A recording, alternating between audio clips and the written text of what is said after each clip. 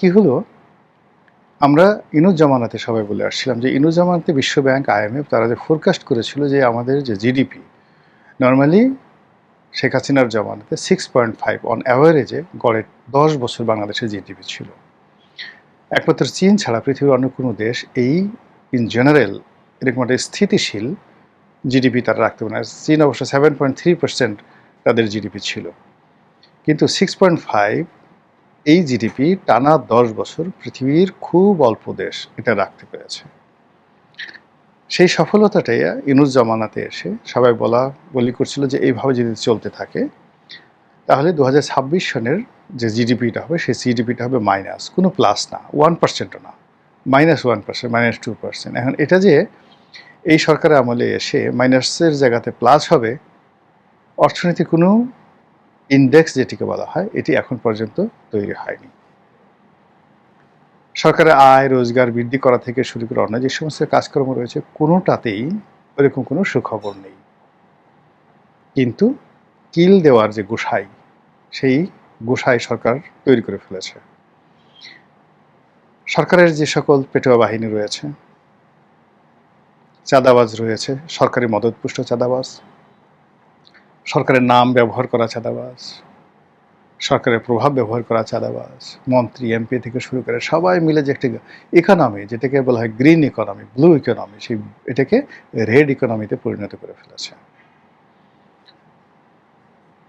কৃষকের সমস্যা, ব্যবসা বাণিজ্যের সমস্যা, পুরো সার্কুলেশনের সমস্যা, খাদ্যের সমস্যা, দুর্ভিক্ষ, বেকার সমস্যা, হানাহানি, এরকম ঘটনা যখন ঘটে তখনই কিন্তু একটা দুর্ভিক্ষ দানা বাঁধে। এবং যখনই কোনো একটা দেশে দুর্ভিক্ষ হয়, বেশিরভাগ ক্ষেত্রে যেখানে দুর্ভিক্ষ হয় সেখানে জনযুদ্ধ মানে সিভিল ওয়ার হয়ে যায়। আপনি রুয়ান্ডার কথা চিন্তা করেন, উগান্ডার কথা চিন্তা করেন, আফ্রিকার যে দেশগুলো এখন যুদ্ধ চলছে এবং গত 20 বছর ধরে যেখানে যেখানে যুদ্ধ চলছে, ইথিওপিয়ার কথা চিন্তা করেন। আগে মানে এরকম সমস্যা, বাংলাদেশের সমস্যাগুলো পলিটিক্যাল সমস্যা, ন্যাচারাল ডিজাস্টার, তারপরে দুর্ভিক্ষ, আর সেই দুর্ভিক্ষের মধ্যে বারবার ক্ষমতার পট পরিবর্তন, আর বিভিন্ন গ্রুপগুলোর মধ্যে সশস্ত্র যুদ্ধ। Similar in Afghanistan. এখন ধরেন আফগানিস্তানে আপনি একটা শিশু, মানে আফগানি কত মুদ্রায় যেন, বাংলাদেশি টাকায় 3-4 হাজার টাকায় আপনি 10-11 বছরের একটা বাচ্চা মেয়ে কিনতে পারবেন দাসী হিসেবে। Can you imagine? এ কথা মানে আপনি চিন্তা করেন, আপনি একজন বাবা, আপনার পেটের চাহিদার জন্য আপনি আপনার 11 বছরের একটা মেয়েকে মাত্র 5,000 টাকায় 80 বছরের একটা কোনো বৃদ্ধের কাছে বিক্রি করছেন ক্রীতদাসী হিসাবে। সেই বৃদ্ধ তাকে নিয়ে যাইছে তাই করতে পারবে, এবং রাষ্ট্র এই জনসংখ্যা সামাল দেওয়ার জন্য, পরিস্থিতি দেওয়ার জন্য এটা রাষ্ট্র মেনে নিতে বাধ্য হচ্ছে। এটাকে আপনি বর্বর বলতে পারবেন। এছাড়া রাষ্ট্র তো তাকে খাওয়াতে পারছে না, ভাতা দিতে পারছে না, রাষ্ট্র তাকে শেল্টার দিতে পারছে না, শিক্ষা দিতে পারছে না। ফলে কি হচ্ছে, সে কৃতদাস হোক কিন্তু সে বেঁচে থাকুক। এই হলো অর্থনৈতিক সংকট। আর এই সমস্ত অবস্থা যখন চলতে থাকে কোনো একটা দেশে, তখন সেই দেশের জেনারেলরা কেউ যদি মানে এই যে এখানে তাদের যে ঘাড়ের উপর যে স্টারগুলো থাকে এগুলো তারা বাড়াতে থাকে, 3 star general, 4 star general, field marshal. পাকিস্তানের দিকে তাকিয়ে দেখেন, পেটে ভাত নাই, কিন্তু মন্ত্রী পরিষদ, তারপরে সেনাপ্রধান সবার ডাটফাট দেখেন, কথাবার্তা দেখেন, অফিস আদালতের যে সমস্ত জৌলুস, আপনার দেখে মনেই হবে না যে পাকিস্তানে মানুষ না খেয়ে আছে। পাকিস্তানের যে জিডিপি বলতে গেলে শূন্যের পর্যায়ে, তারা দেউলিয়া, ব্যাংক্রাফট হয়ে গেছে, আপনি বুঝতেই পারবেন না তাদের ভাবসাব দেখলে।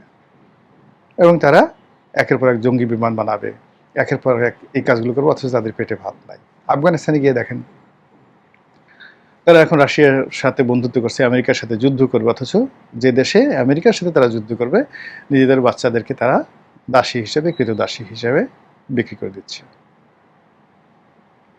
কাজেই এই যে আমাদের দেশে এখন দেখেন যে সমস্যাগুলো, এই সমস্যার সাথে পাল্লা দিয়ে আপনি দেখবেন রাজনীতিবিদ, আমলাদের যারা ক্ষমতাধর, তাদের ক্ষমতা বাড়ছে, তাদের জৌলুস বাড়ছে। এখন দেখবেন মন্ত্রী এমপিরা তাদের পোশাকের ডাটফাট দেখেন, যেটি যখন আমাদের অর্থনৈতিক অবস্থা খুব ভালো ছিল এত ডাটফাট আপনি দেখতেন না। যাদের একটু সচ্ছল তারা কোট পরছে, টাই পরছে, পাগলের মতো ছোটাফেটা করছে। মানে এমন একটা ব্যাপার-স্যাপার যেটা না দেখলে বুঝতে পারবেন না। এটা এই যে অর্থনীতির দেউলিয়াত্মপনা।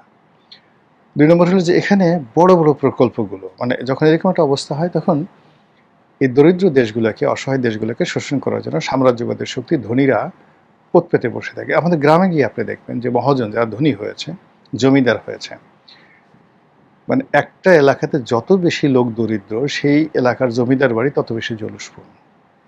আপনি ইতিহাস দেখেন জমিদারের প্রথা চালু হওয়ার পরে যে দেশটা যত বেশি দরিদ্র সেই দেশে রাজার প্রাসাদ তত বেশি জৌলুসপূর্ণ হয়।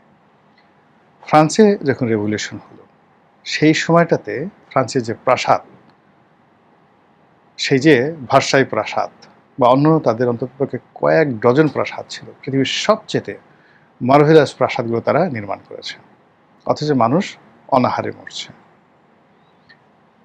তো সেই দিক থেকে দেখবেন যে রাষ্ট্র যখন এরকম বিবেকহীন প্রকল্প করে, বড় বড় ব্যয় নির্বাহ করতে চায়, যুদ্ধ বিমান কিনতে চায়, কামান কিনতে চায়, বন্দুক কিনতে চায়, এবং খুব যাকে বলা হ্যাং করেঙ্গা, ত্যাং করেঙ্গা, এটা করেঙ্গা, এটা ট্যাং করেঙ্গা, এই ভাবসাব যখন দেখায় আপনি বুঝতে পারবেন যে চারিদিক থেকে অভাব, অভিযোগ, দুর্ভিক্ষের যে হাতছানি, সেই হাতছানি প্রবল থেকে প্রবলতার হচ্ছে।